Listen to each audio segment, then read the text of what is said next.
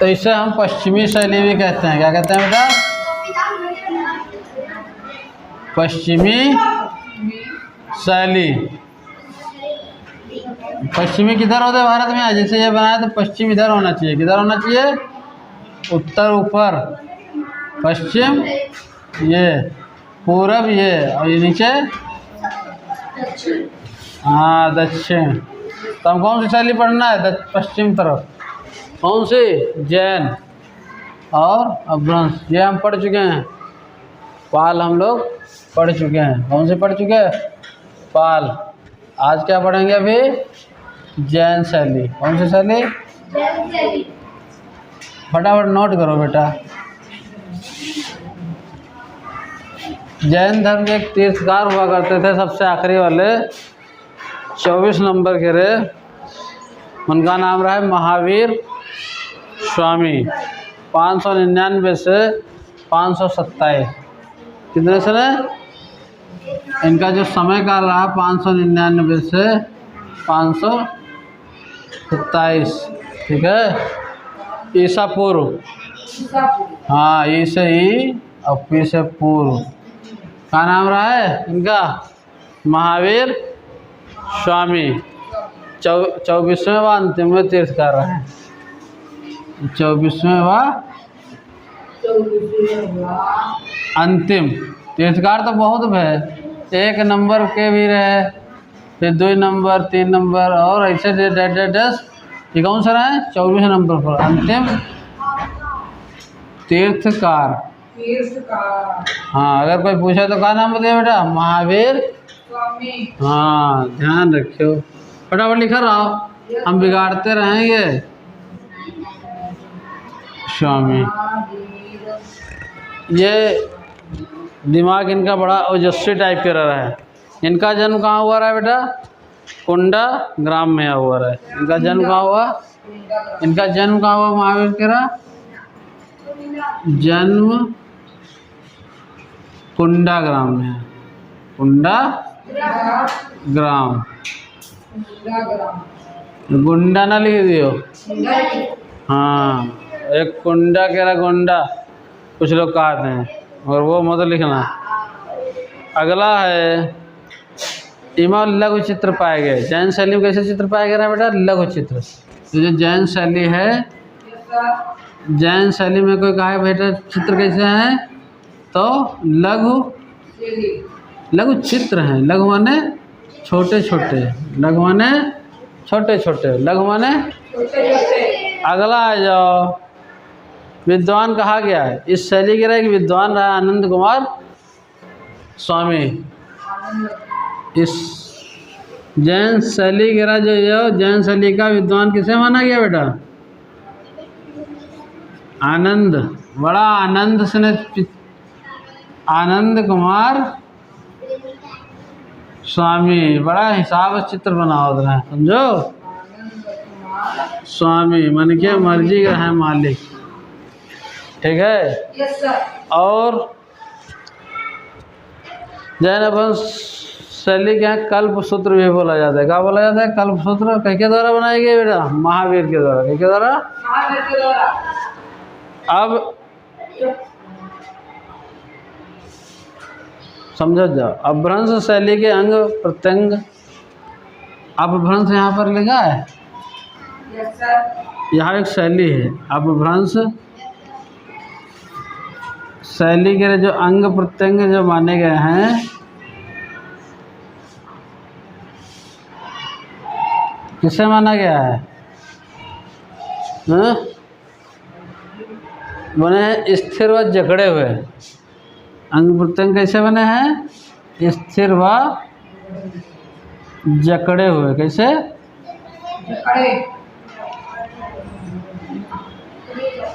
अगला पॉइंट है सर्वप्रथम भारत की पहली बार भारत में क्या हो रहा है? सर्वप्रथम पहली बार जो है कहाँ अपने शैली बनाई गई? कागज पर। काय पर बेटा? कागज पर।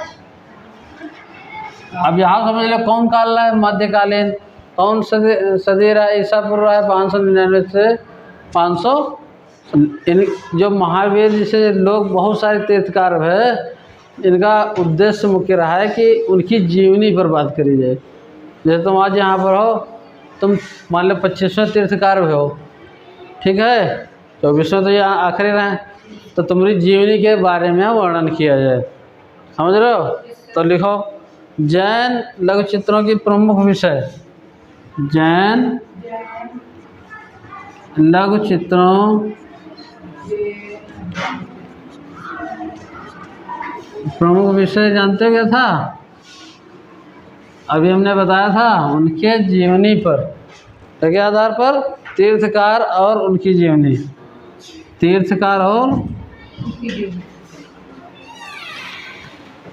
और उनकी जो है बेटा जीवनी पर जो है,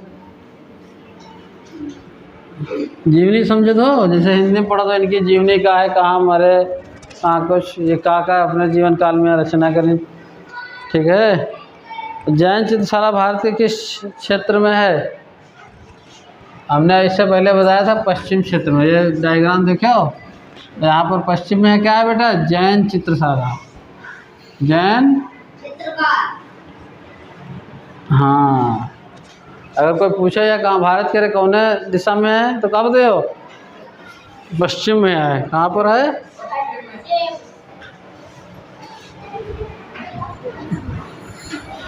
जैन चित्रकला भारत के किधर है? कोने कोने में भारत के पश्चिम में। अतः याद रहे। अगला पॉइंट हम अब बात करते हैं महावीर स्वामी के जन्म से संबंधित, ठीक है। वो जैन शैली, जैन शैली में लघु चित्र पाए गए बहुत बड़े बड़े तीर्थकार रहे, जिनमें जो है पहले तीर्थकार ऋषभ देव रहे और भारत के आखिरी तीर्थकार महावीर स्वामी जी रहे। क्या नाम रहा उनका? महावीर स्वामी, महावीर स्वामी। इतना बेटा नोट कर लो। और ये यहाँ पर इनका जो जन्म हुआ 599 ईसा पूर्व में है।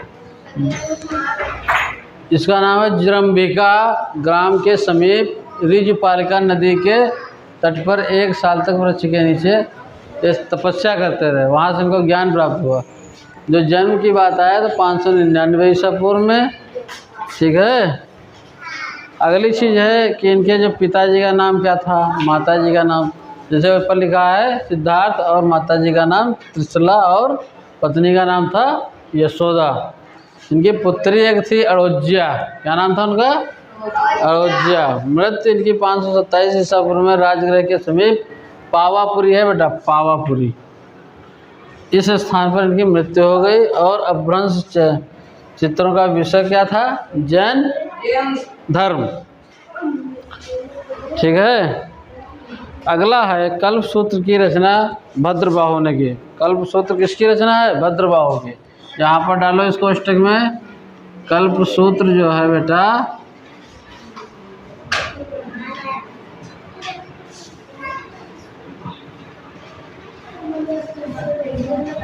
भद्र बाहु, भद्र बाहु, बाहु है, बड़ाऊ की मात्रा मत लगाना, देखो जैसे लगाई है हमने। तो कल्प सूत्र बहुत ही इम्पोर्टेंट है। कल्प सूत्र की रचना भद्र बाहु ने की। किसने की? भद्र बाहु ने।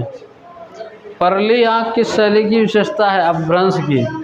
परली आँख, आँख कैसी होना चाहिए बेटा? परली आँख, जो आँख इसकी जो है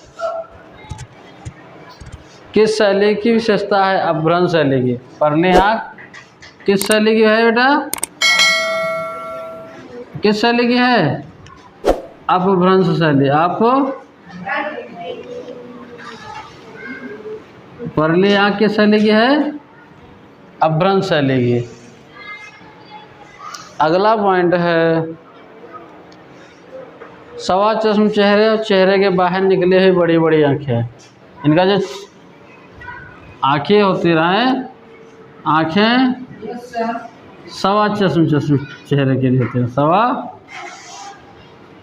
चश्म चेहरा ऐसा हो रहा है बेटा।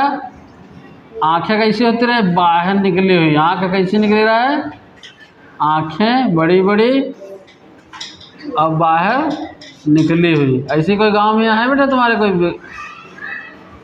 किसी व्यक्ति के लिए जो जिनकी आंखें बाहर निकली हों और आंख कैसी होना चाहिए, बड़ी बड़ी। किसी ऐसे पुरुष को देखा है आंखें बाहर की तरफ बड़ी बड़ी निकली हैं। खिलौने की तरह पशु पक्षी का चित्र कहीं मान दिया गया। खिलौने की तरह पशु पक्षी का चित्र अपभ्रंश शैली में है। खिलौने की तरह है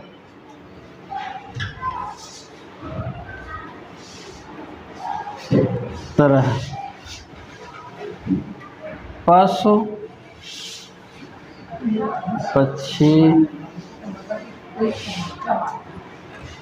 ये कौन सी शैली कह रहा है बेटा, अपभ्रंश शैली कह रहा है। क्या है, शैली। बड़ी बड़ी आंखें, अपभ्रंश शैली। परली जैसी आँख, कैसे, परली जैसी। कौन सी शैली कह रही है बेटा, परली। ये यहाँ पर एक थोड़ा सा गलत हो गया है। बड़ी बड़ी आंखें इत्यादि शैली की विशेषता है जैन शैली के लिए। यहाँ पर थोड़ा सा सही कर लो। जो परली आंख वाला रहा है अपभ्रंश शैली का नहीं है, यहाँ पर यह है जैन शैली है। कहाँ कह रहा है बेटा, जैन शैली। हाँ, अगर आप कोई पूछे हाँ सर। कल्पसूत्र की रचना भद्रबाहु ने की, सवा चश्म चेहरे की आंखें मिलती हैं ठीक है।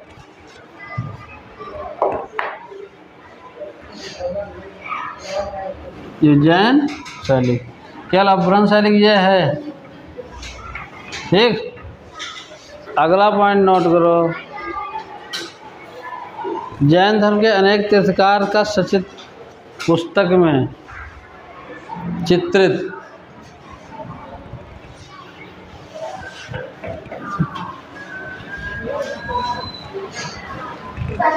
पुस्तक चित्रित कौन सी है बेटा,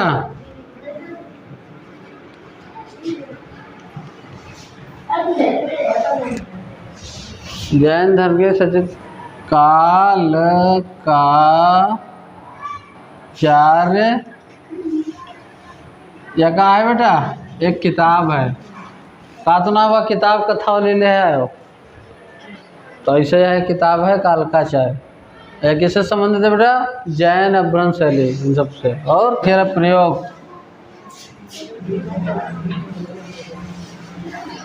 सर्वप्रथम कहाँ किया गया बेटा, जैन शैली में। महिमा किया गया। अगर कोई पूछ ले इतिहास काल में है सर्वप्रथम,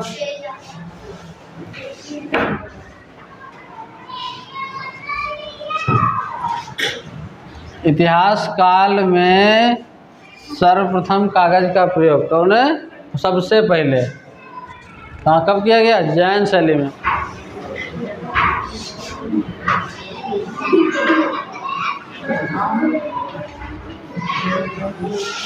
प्राचीनतम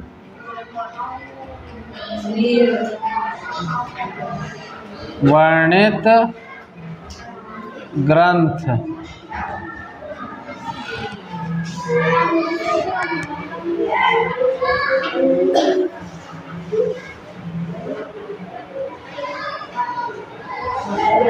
ये किससे संबंधित है बेटा, जैन। ये किससे बेटा, जैन शैली। हाँ बोले।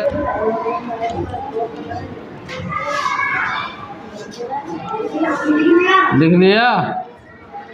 हेमंत चंद्र, हेम चंद्राचार्य।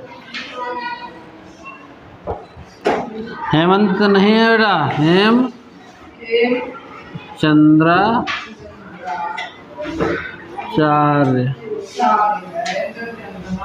ये क्या करना है, पुरुष चरित्र के रचयिता रहे, क्या कह रहे हैं?